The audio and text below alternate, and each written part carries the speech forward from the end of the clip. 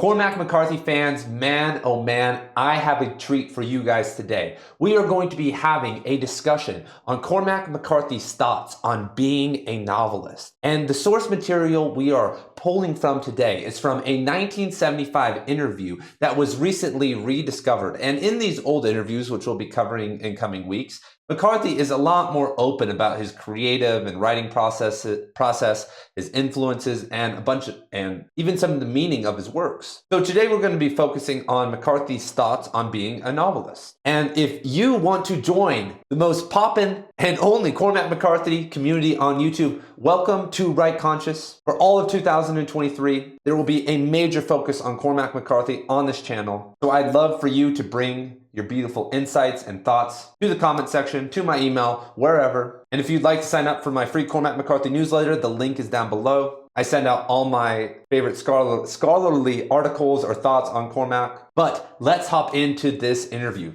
So, quote, "Why does a man write novels for a living?" Novelist Cormac McCarthy says, with tongue in cheek, "I write because I found I wasn't very good at anything else." And this is actually correct. I've been told multiple times that you should only become a writer or pursue writing full time if you cannot do any other form of artistic medium. For instance, if you can't draw, speak, make movies, act, make music, then you should be a writer. And I would agree, because writing pays less than any of those arts, and you are isolated while doing that. And when you are isolated and impoverished, that creates a lot of problems. And it creates even more problems when isolated and impoverished people suddenly find success. And McCarthy supports this statement when he says further on that McCarthy says most full-time novelists would probably do something else if they could. No sane person, he says, would sit down and write a novel. Writers do have a stereotyped reputation of being odd.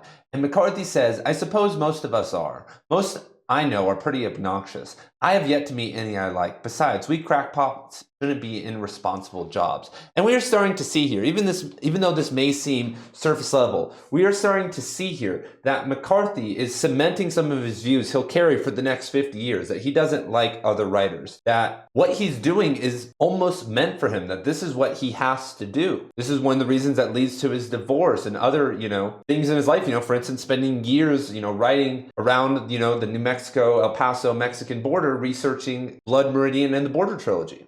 And just a quick note, it's sad that the press is such snakes that, someone like McCarthy can't just be given the space and the time to express some of his thoughts without having to have all the pressure from readers and people to give away everything. So, the best thing you can do is either just avoid it all, or you're really kind of forced to give out everything. Because every single book reading or show, someone's going to be like, did the kid really die at the end? Continuing, McCarthy actually mentions an influence I've never heard him say before. He professes an admiration for all the good authors, such as Shakespeare, Faulkner, Hemingway, and Henry Miller. And we talk about Henry Miller on this channel sometimes. If you guys don't know, he wrote a great novel called The Tropic of Cancer, among many others. And on this channel, he's always kind of relevant because we are also an Otto Rank channel. If you guys don't know Otto Rank, he is a protege of Sigmund Freud. He was a psychoanalytic thinker. He has a great book called Art and the Artist, The Creative Urge and Personality Development, I think it's called. And he was actually the psychotherapist for Henry Miller and his wife or girlfriend, Anais Nin, who wrote a very famous series of books called The Diaries of Anais Nin. Wonderful. But, Otto kind of pulled the old psychoanalyst trick and started to sleep with Anais Nin, and thus fracturing Nin's,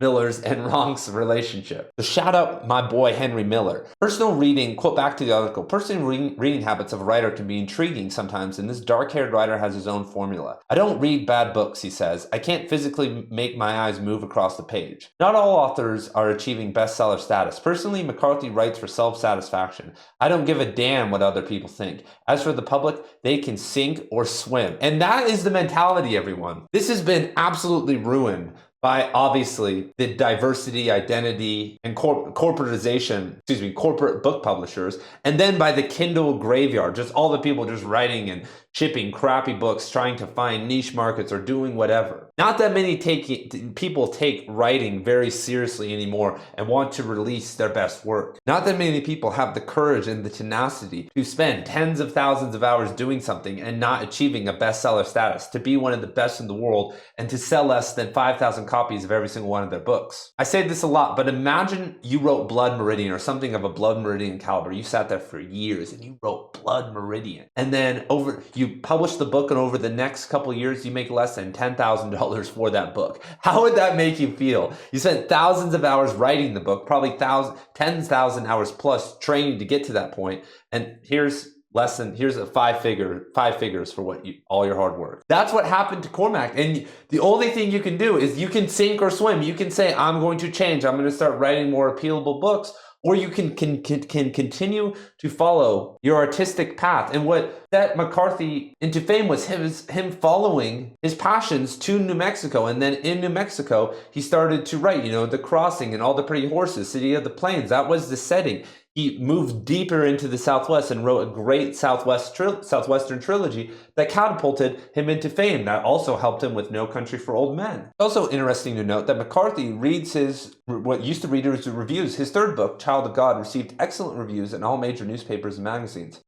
McCarthy has received only one bad review that he's aware of. It wasn't just an unfavorable review, he says. The guy hated the book, but it's my favorite review. So McCarthy's loving the trolls out here, man. Here I am. My last video was defending the road or whatever. But as an author, you start to like sometimes the bad reviews, or just as any type of artist. So now we're going to kind of get into about some cool stuff about why McCarthy writes about odd people. Quote, the odd people are just more interesting. And we talked about this, and he actually made a further clarification on this statement later on. But of course, if you look at Suttree and the whole Southern works, there are very odd characters in the Border trilogy and all of his books. Of odd characters are always popping up, the last two novels. And here's some interesting stuff. Quote, just where do Cormac McCarthy's ideas originate? McCarthy is provoked. They come from people. Creativity isn't the idea, but what you do with it. He quoted James Joyce as once saying, isn't it marvelous what I can do with the simplest things? And this is true. A lot of times writing and ideas, they don't come from some magical place. You don't have to find this idea.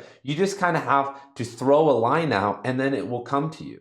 He's taking a much more simplistic view than a lot of people, but all you have to do is start writing a novel. You start writing the first world, you find an idea and you follow the idea, and then you spend a couple years revising it, and then you might have a pretty good novel. And a funny line about McCarthy staying in bed all day, quote, sometimes I get my books and typewriter and just stay there all day, or even a couple days in bed. But back to his thoughts on writing, quote, he makes light of his ability, but actually he is a very serious writer. Quote, I try to write as well as I can, he says. Quote, again, nothing leaves the shop unless it's the best I can do. His efforts haven't gone unrewarded. And we already talked about that. And then to conclude the article, he actually talks about the creation of titles, which I've never heard him speak about before either. And he is talking about Suttree right here. It has no title yet. Quote, titles don't suggest themselves, he says. Gradually, the least obnoxious one comes out. And I would agree, there are so many problems with writing, when you have to make a title for something, it can be very hard, especially for a larger work. I've written novels before and never published them, haven't liked them, didn't want to really spend the time editing them because I didn't like the idea as much as I thought I would. But, selling yourself on a title for something big, that must be such a big deal for an album or a movie. Because, you write a short story or a poem, it's a big deal, but it's kind of a wash anyway. It can be called anything. But a title and a book cover, that's so important. So what are you guys' thoughts on Cormac McCarthy talking about his writing process? Nothing that new got revealed today, but there was a point in history, in time, where Cormac McCarthy was much more open about talking about his writing. And you'd almost wish that these interviewers would maybe ask some more probing questions. And I don't know when McCarthy got traumatized or when he made the decision not to speak about his works at all. You would have to assume that was a very old decision because he never did it with any of his first novels. He rejected any speaking gigs or all these things for his entire career. He got offered. I just read a book on Cormac McCarthy's editing and his agents and all that. And he was getting all these offers to do these things and he always said no. And that's interesting because that's kind of anti-narcissistic, because Most people, if I said to you, hey, right now, you want $10,000 to fly out to, if you're impoverished, you have no money, you want 10 grand to come fly out and speak about your work, I'd be like, give me 2 grand, I'll be there tonight. Like, what are you talking about? But the integrity and the tenacity and the vision, as we've talked about, McCarthy was working on novels for decades at a time. That's something that I can truly appreciate. So give this video a like if you enjoyed it, and I will see you in the next one. Peace.